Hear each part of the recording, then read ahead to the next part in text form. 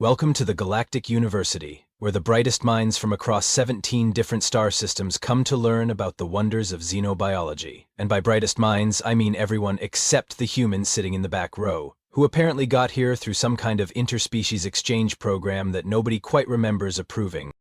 That would be Jake Martinez, 22 years old, Earthborn, and currently the only member of his species within a 50 light-year radius. He's slouched in a chair that was clearly designed for something with a completely different bone structure, trying to take notes on a tablet while surrounded by classmates who look like they stepped out of a particularly creative nightmare. To his left sits Zeph, a translucent, jellyfish-like creature who communicates through color changes and gentle pulsing.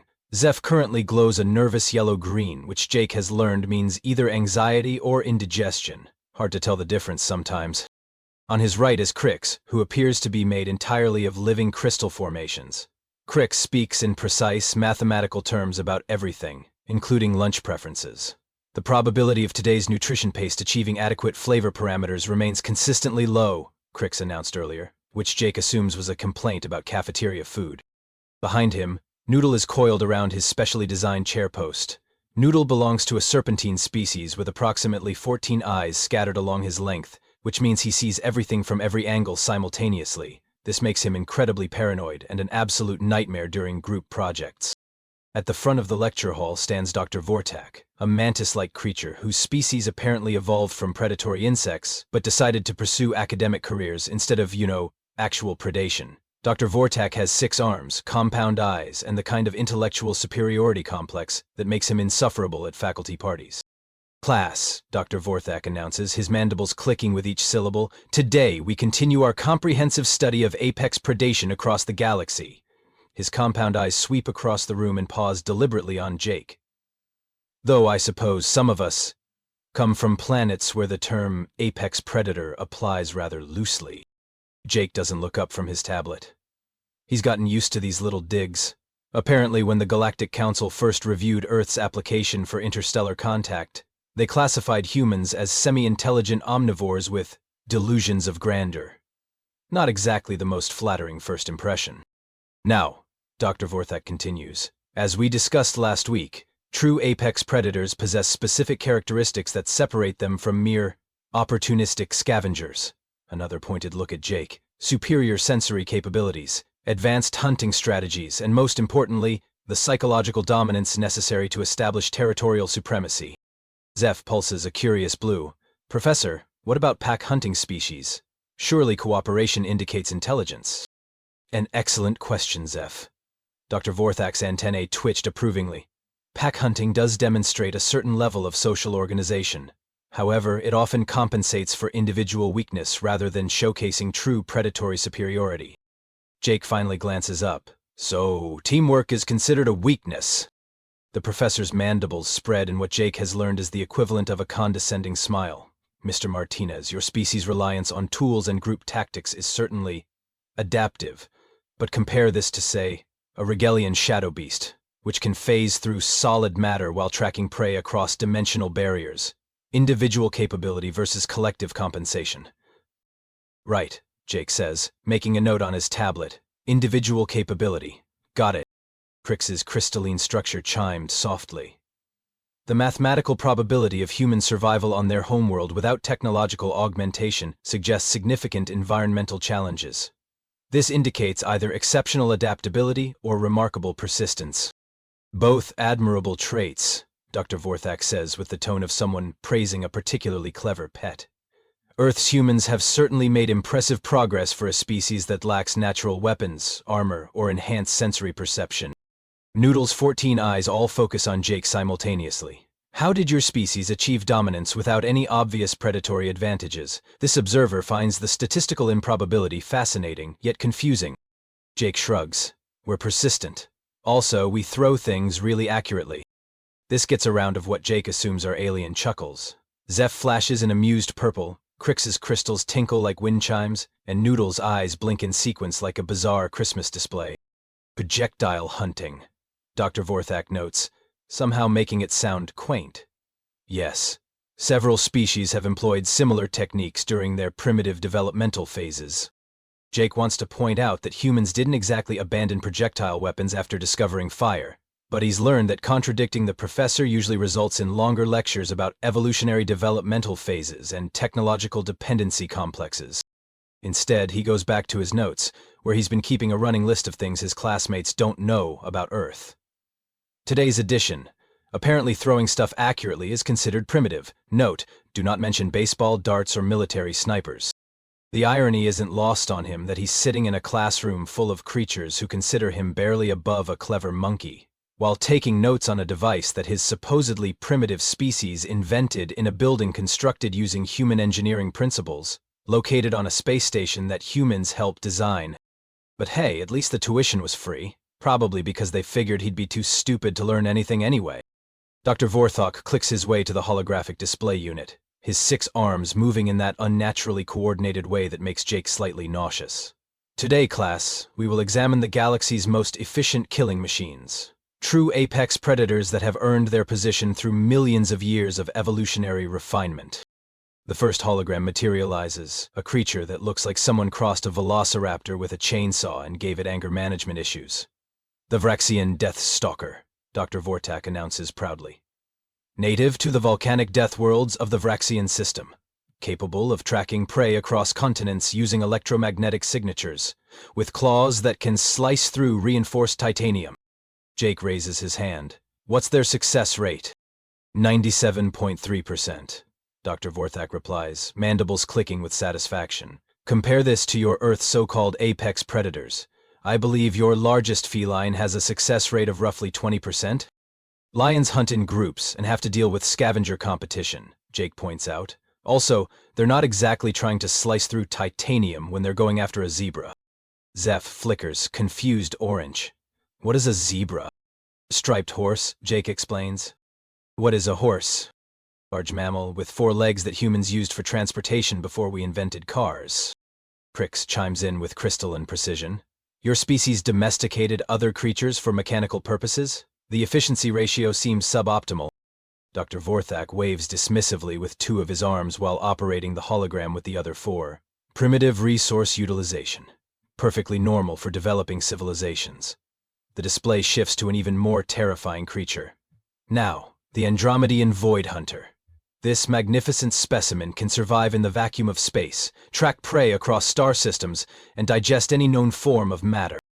The thing on display looks like someone took a shark, gave it wings, tentacles, and a really bad attitude about existence in general. Its biostatistics scroll past: length 47 meters, bite force capable of crushing starship hulls, capable of surviving temperatures ranging from absolute zero to the surface of a star.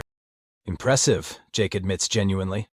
Indeed, this is what true evolutionary superiority looks like, Mr. Martinez, not pack hunting and tool dependency. Dr. Vortak pauses the display dramatically. I understand Earth has creatures called bears? Yeah, several species actually. Fascinating. According to our xenological database, the largest Earth bear weighs approximately 800 kilograms and possesses claws measuring 10 centimeters. Charming, really. Noodle's eyes rotate to focus on Jake. This observer calculates that such a creature would be classified as small prey on most death worlds. Well, Jake says, trying to keep the irritation out of his voice, bears aren't really Earth's apex predator anyway. Dr. Vorthak's antennae perk up with interest. Oh? And what would you classify as your planet's dominant hunter? Humans. The silence that follows is broken only by the soft humming of the classroom's life support systems. Zeph dims to a confused gray. Crix's crystalline structure stops chiming entirely. Even Noodle's eyes stop their constant motion. Dr. Vortak's mandibles spread in amusement. Mr. Martinez, while your species' confidence is admirable, I think you'll find that lacking natural weapons, armor, enhanced senses, or even basic environmental adaptations hardly qualifies humans as apex predators. We're persistence hunters, Jake explains. We don't need to be the strongest or fastest. We just don't stop. How charmingly primitive. Dr. Vorthak clicks. Exhaustion hunting, yes. Several developing species employ similar tactics before evolving more sophisticated methods. Jake decides not to mention that humans never actually evolved past persistence hunting, because they never needed to. Instead, he watches Dr. Vorthak pull up the next hologram with the kind of theatrical flair that probably killed at academic conferences. Which brings us to today's special demonstration, the professor announces. I've arranged for a live specimen to illustrate the concept of natural predatory dominance. Class, meet our guest lecturer. The hologram displays what can only be described as nightmare fuel with a PhD in violence. The Gorvash of Kepler 4.42b, one of the galaxy's most perfect killing machines. Jake squints at the bio readout scrolling past the display. Something about the energy signatures looks off, but Dr. Vorthak is already launching into his prepared speech about predatory excellence and natural selection. Meanwhile, Jake notices that the containment unit's power fluctuations are getting worse. He tries to catch the professor's attention, but Dr. Vorthak is too busy explaining why soft, squishy humans could never survive on a real death world to notice that his carefully controlled demonstration is about to become a very uncontrolled situation. Because apparently, even in the far future, professors still don't listen to students. Some things never change. The containment unit materializes in the center of the classroom with a low, ominous hum that makes everyone's teeth itch. Well, everyone who has teeth. Zeph just dims to a worried yellow, and Crix's crystals start resonating at an uncomfortable frequency. Inside the shimmering energy field stands something that looks like evolution got drunk and decided to combine every nightmare from every planet into one absolutely horrible creature. The Gorvash stands roughly 3 meters tall, on 4 muscular legs that end in claws the size of dinner plates. Its torso is covered in chitinous armor that shifts colors like oil on water, and its head features not 1 but 3 sets of jaws, arranged in a triangular formation. But the really disturbing part is the intelligence behind its 6 black eyes. This isn't some mindless beast. This thing is smart, calculating, and currently studying each student like it's planning a dinner party where they're all the main course. Magnificent, isn't it? Dr. Vorthak says, his academic excitement overriding any sense of self-preservation. The Gorvash represents 4 million years of evolutionary perfection. Notice the redundant sensory organs, the adaptive camouflage plating, the optimal muscle-to-bone ratio. Noodle has wrapped himself so tightly around his chair that he looks like a very nervous furniture accessory. This observer notes the creature's brain-to-body mass ratio suggests intelligence levels approaching sentience. Precisely. Dr. Vorthak clicks approvingly. The Gorvash doesn't merely hunt. It strategizes. It learns. It adapts.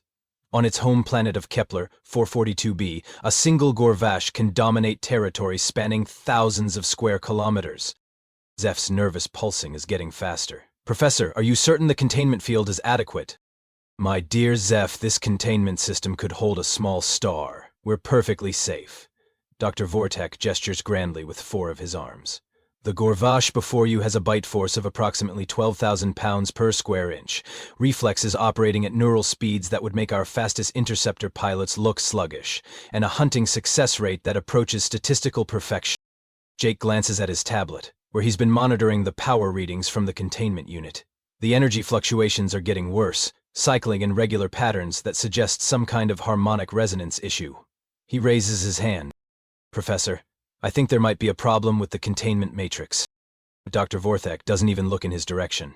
Mr. Martinez, I appreciate your concern, but I assure you that Galactic University's Xenobiology Department operates equipment far beyond your current technological understanding. The power readings are fluctuating in a resonance pattern, Jake insists. If the harmonics sync up with the creature's bioelectrical field...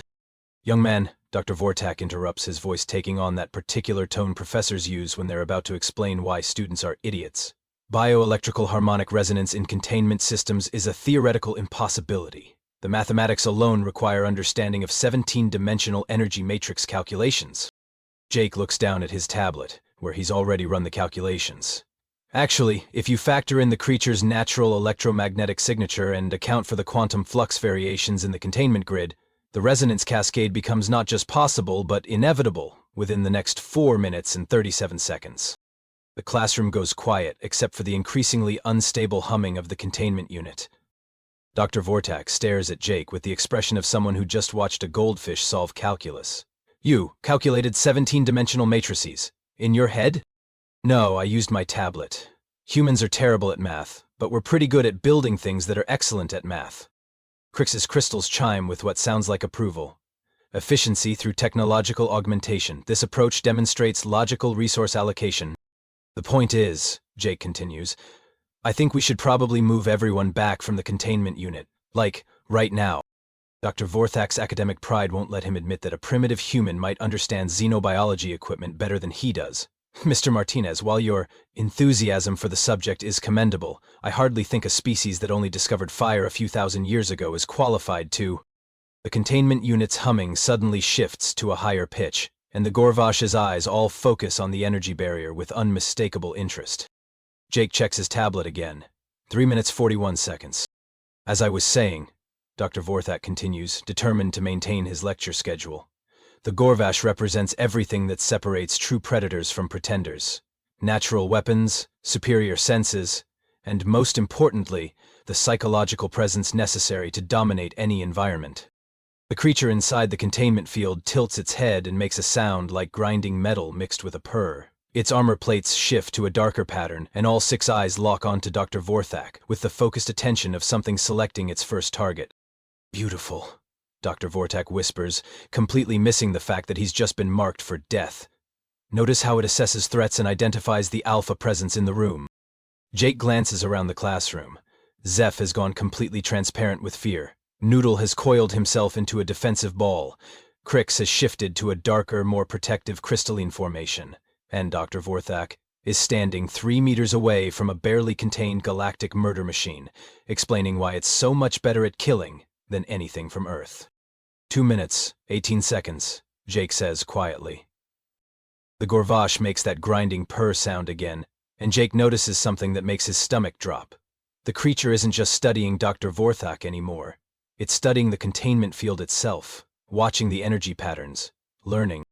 Because of course it is. It's an apex predator with near-sentient intelligence. Of course it would figure out how to escape. The containment field doesn't fail gradually. When 17-dimensional energy matrices collapse, they tend to do it with a kind of spectacular pyrotechnics that would make a supernova jealous. The explosion of light, sound, and released energy sends everyone diving for cover. Everyone except Jake, who is already halfway to the emergency panel, because apparently being a primitive human means you actually pay attention to warning signs instead of giving lectures about theoretical impossibilities. The Gorvash emerges from the dissipating energy cloud like something out of mythology's worst fever dream. Up close, without the distortion of the containment field, the creature is somehow even more terrifying. Its chitinous plates shimmer as they adjust to the new environment, its triple jaws open to taste the air, and all 6 eyes sweep the room with the methodical precision of a security scanner identifying targets. Dr. Vorthak, who was mid-sentence about predatory psychological dominance when his demonstration literally exploded, finds himself face-to-face with roughly half a ton of evolutionary murder machine. His compound eyes go wide, his antennae flatten against his skull, and he makes a sound like air being let out of a balloon. "Emergency protocols," he squeaks, scrambling backward with all the dignity of a mantis trying to moonwalk. "Someone activate the emergency protocols!" Zeph has gone completely transparent except for his nervous system, which is flashing like a disco ball having a seizure. He's trying to make himself invisible, which works great except for the part where his panic-induced bioluminescence is basically a neon sign reading, "Terrify, pray, here." Crix has shifted into what Jake assumes is a defensive formation, his crystalline structure becoming more angular and reflective. "Calculating optimal evacuation trajectories," he announces, because, even in mortal peril, Crix can't stop being a living mathematics textbook. Current data suggests survival probability increases by 37% if we exit through the rear ventilation shaft. Rudel has taken the opposite approach and tied himself into such a tight knot that he looks like a very anxious pretzel. All 14 of his eyes are focused on the Gorvash, which means he's getting 14 different angles of the same nightmare. "This observer respectfully suggests immediate relocation to a different galaxy," he whispers. The Gorvash takes a step forward, and the floor actually vibrates under its weight. Its head swivels as it examines each potential target, and Jake realizes he's watching something that doesn't just hunt for food. This thing hunts because it enjoys the process. Dr. Vorthak has reached the emergency communication panel and is frantically pressing buttons with all 6 arms. "Security to Xenobiology Lab 7, we have a Code Red containment breach. Repeat, Code Red containment breach." The response crackles through the speakers. "Security dispatch acknowledges Code Red. Response team ETA 6 minutes. 6 minutes. Jake does the math automatically. Average human can sprint about 6 meters per second. The Gorvash looks like it could probably hit 30, maybe 40 meters per second without breaking a sweat, if it has sweat glands. The classroom is roughly 20 meters long. Yeah, 6 minutes might as well be 6 hours. The Gorvash seems to reach the same conclusion because it makes that grinding purr sound again, and its armor plates shift to a hunting pattern that makes it almost invisible against the classroom's metal walls. It's not just camouflaged. It's practically vanished except for those 6 black eyes floating in seemingly empty space. Where did it go? Zeph whispers, his transparency making his voice sound like it's coming from nowhere. Adaptive camouflage, Dr. Vortak says, his academic instincts apparently stronger than his survival instincts. The Gorvash can alter its chitinous plating to match any environment within a 3-second adaptation period. Great, Jake mutters. So we're dealing with an invisible, nearly indestructible, hyper-intelligent killing machine. Good thing it's contained in a classroom with no weapons and only one exit.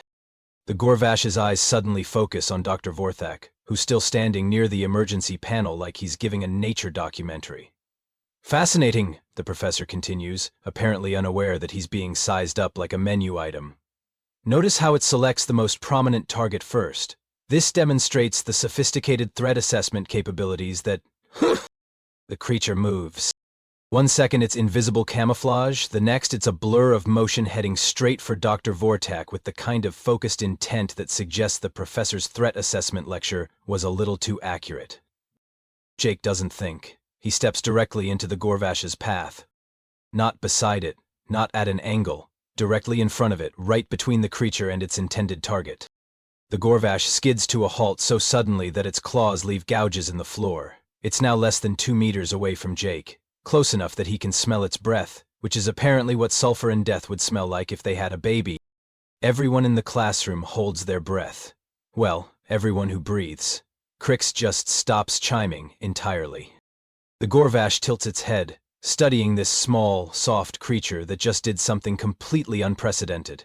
In its experience, prey runs away. Prey hides. Prey certainly doesn't step directly into the path of an apex predator and then just stand there. Jake looks directly into all 6 of its eyes, and does something that no sane creature in the galaxy would do when facing down a Gorvash. He doesn't blink. What happens next is the kind of moment that gets talked about in academic circles for decades, assuming anyone survives to do the talking.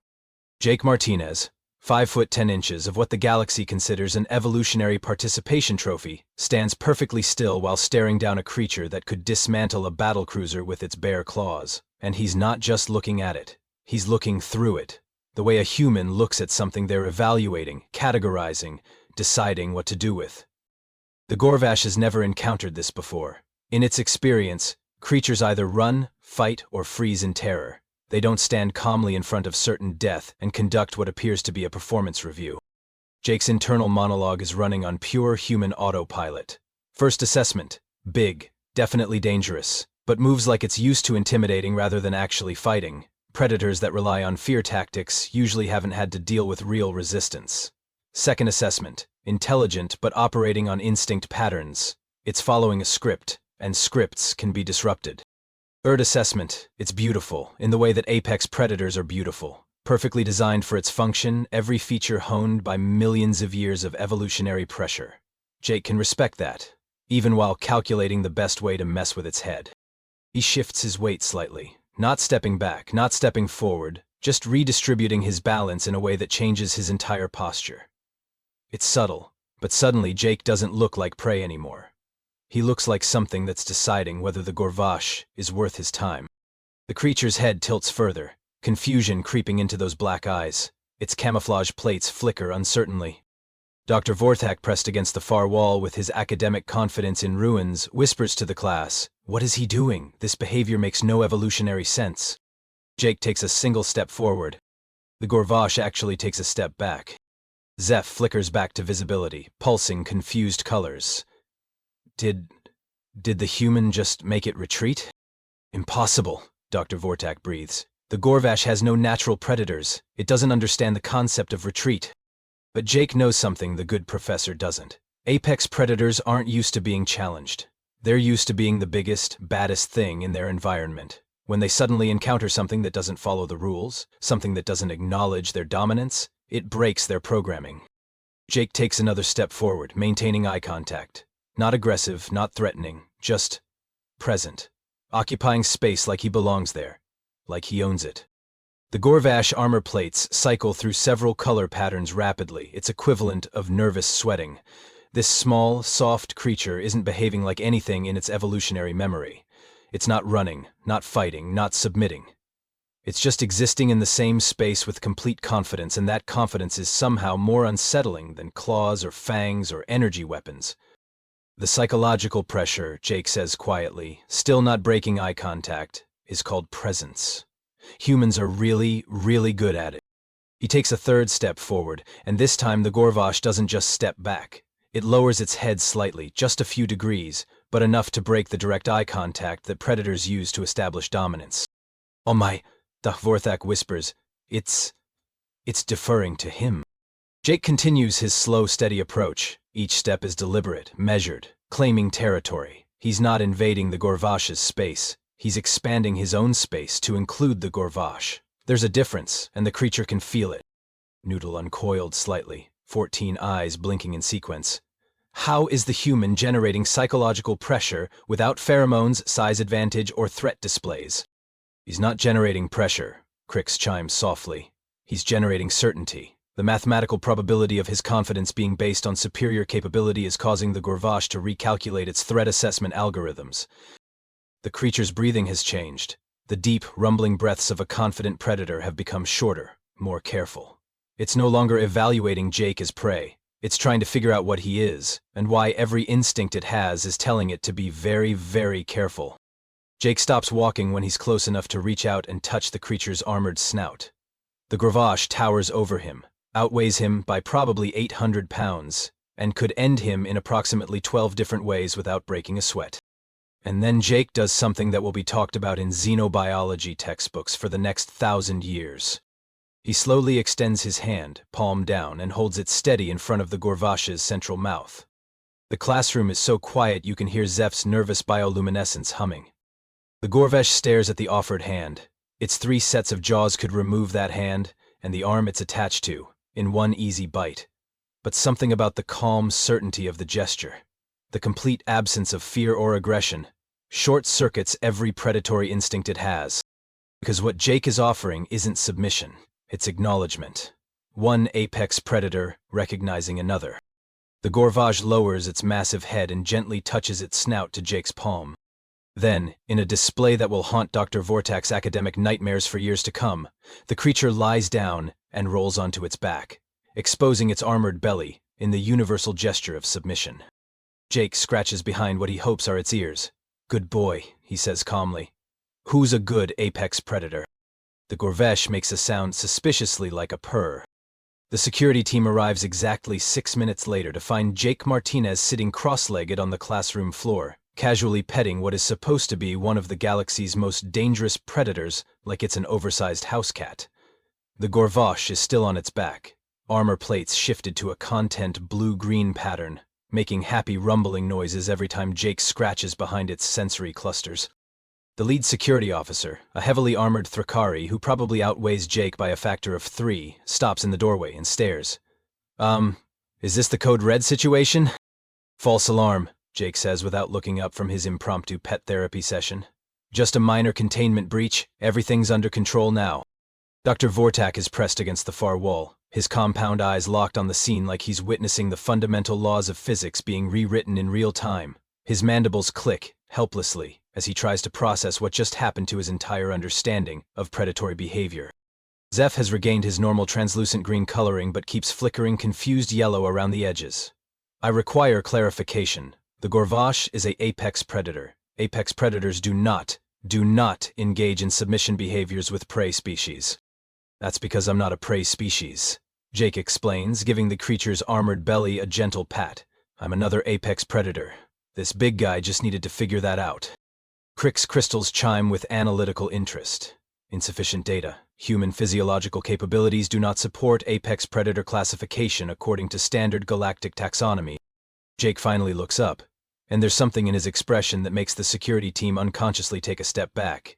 Not aggression, not threat, just a kind of quiet confidence that suggests crossing him would be a poor life choice. "Your taxonomies are based on physical capabilities," he says. "Claw length, bite force, sensory enhancement, individual hunting success. That's not how humans became apex predators. Then how? Dr. Vorthak manages to croak out. Jake scratches behind the Gorvash's sensory cluster again, and the creature makes that happy purring sound. We didn't climb to the top of Earth's food chain because we were the biggest, or the strongest, or the fastest. We got there because we were the most stubborn, and we never ever gave up. But more importantly, we got there because we understood something that most apex predators don't. He pauses, letting the suspense build like he's delivering the punchline to a very long joke. Dominance isn't about being the scariest thing in the room. It's about being so completely comfortable with who you are that everyone else starts questioning who they are. Noodle's 14 eyes blink in sequence, processing this information. Psychological warfare through confidence projection?